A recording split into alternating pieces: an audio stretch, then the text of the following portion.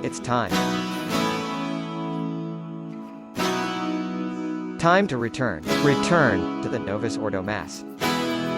As we begin Lesson 2, we find Father Timmy continuing his mandatory indoctrination. Will these rigid traditional Catholics finally get with the program? Let's see.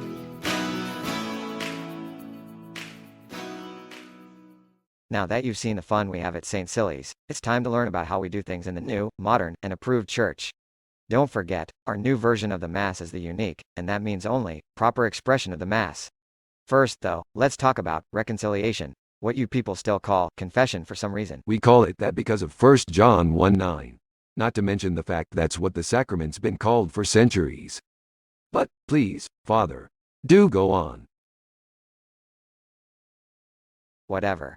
If you feel the occasional need to talk about some way in which you might have fallen short in your care of the environment or suddenly realize that you're way too rigid, just come on by the reconciliation room. I'm there every Saturday afternoon between 3:30 and 3:45. A whole 15 minutes once a week? Impressive. There's hardly ever a line, but don't worry. I'll be there waiting whether anyone shows up or not. And don't worry about a harsh penance or anything. Like they say, laughter is the best medicine, so we'll share a couple of jokes and send you on your way. Wow, that's exactly like every confession I've ever made in the traditional Catholic Church. Not Rigid, little brat. Just kidding. Now then, let's talk about the Eucharist. Okay, here it comes. This ought to be interesting. Now, you may have heard of those studies claiming that about only 30% of Catholics believe in the real presence.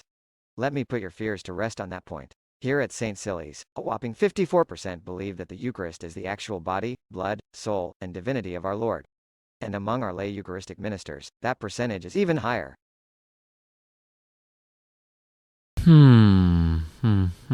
Way to go, Padre. You're hitting it out of the park.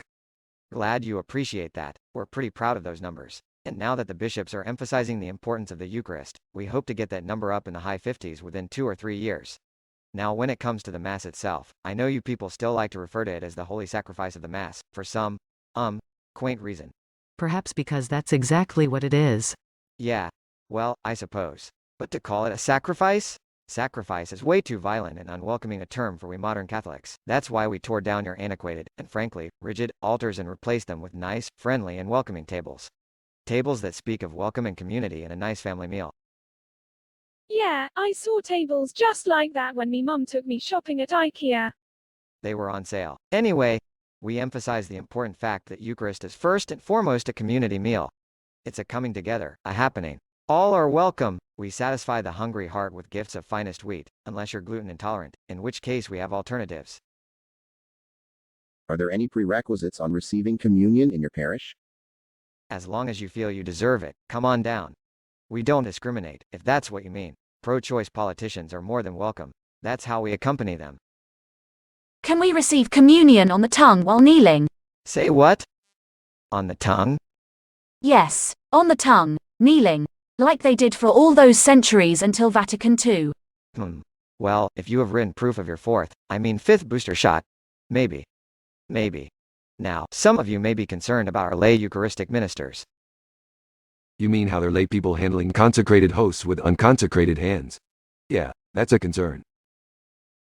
Oh, Mr. Rigid, don't worry about trivial details like that. Besides, they've all been thoroughly trained in the proper use of Purell hand sanitizer.